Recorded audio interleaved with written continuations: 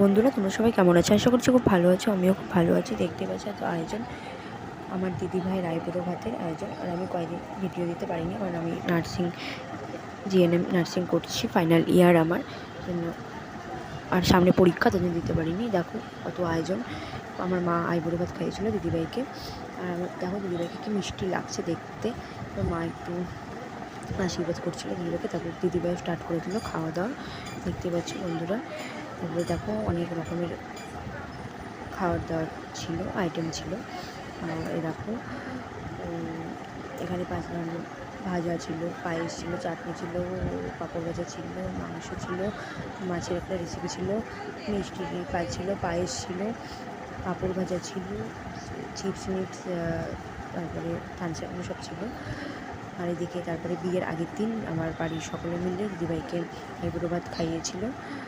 দেখো দিদিভাইকে খুব মিষ্টি লাগছে। আর আয়োজনটা খুব সুন্দর করেছিল, খুবই সুন্দর করেছিল। ভালো লাগলে প্লিজ লাইক করো, শেয়ার করো, আর সাবস্ক্রাইব করতে কিন্তু ভুলো না বন্ধুরা।